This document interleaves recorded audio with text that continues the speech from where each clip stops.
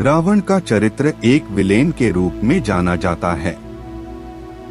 विद्वान कहने के साथ ही इसे त्रेता युग का सबसे हीन प्राणी भी कहा जाता है।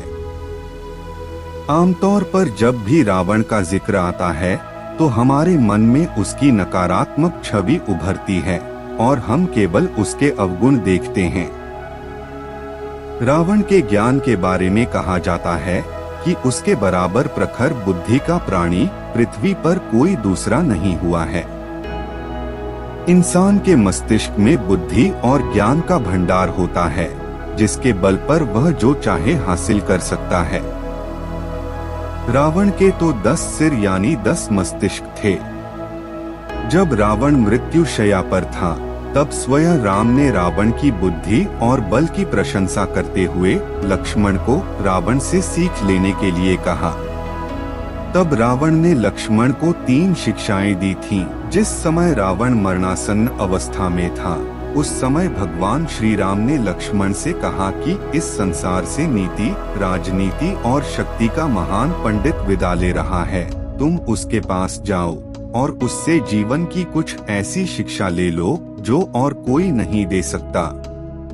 श्री राम की बात मानकर लक्ष्मण मरणासन्न अवस्था में पड़े रावण के सिर के नजदीक जाकर खड़े हो गए। रावण ने कुछ नहीं कहा।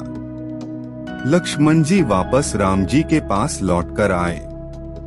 तब भगवान ने कहा कि यदि किसी से ज्ञान प्राप्त करना हो तो उसके चरणों के पास खड़े होना चाहिए, न कि सिर की ओर। यह बात सुनकर लक्ष्मण जाकर रावण के पैरों की ओर खड़े हो गए।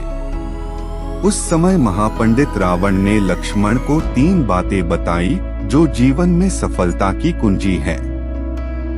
पहली बात जो रावण ने लक्ष्मण को बताई वह ये थी कि शुभ कार्य जितनी जल्दी हो कर डालना और अशुभ को जितना टाल सकते हो टाल देना चाहिए, यानी शुभस्य शीघ्रम। मैंने श्री राम को पहचान नहीं सका और उनकी शरण में आने में देरी कर दी, इसी कारण मेरी यह हालत हुई। दूसरी बात यह कि अपने प्रतिद्वंद्वी, अपने शत्रु को कभी अपने से छोटा नहीं समझना चाहिए। मैं यह भूल कर गया। मैंने जिन्हें साधारण वानर और भालू समझा उन्होंने मेरी पूरी सेना को नष्ट कर दिया। मैंने जब ब्रह्मा जी से अमरता का वरदान मांगा था तब मनुष्य और वानर के अतिरिक्त कोई मेरा वध न कर सके ऐसा कहा था, क्योंकि मैं मनुष्य और वानर को तुच्छ समझता था।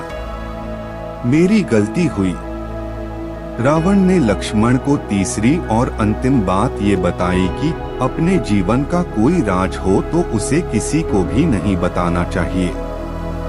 यहाँ भी मैं चूक गया, क्योंकि विभीषण मेरी मृत्यु का राज जानता था। ये मेरे जीवन की सबसे बड़ी गलती थी।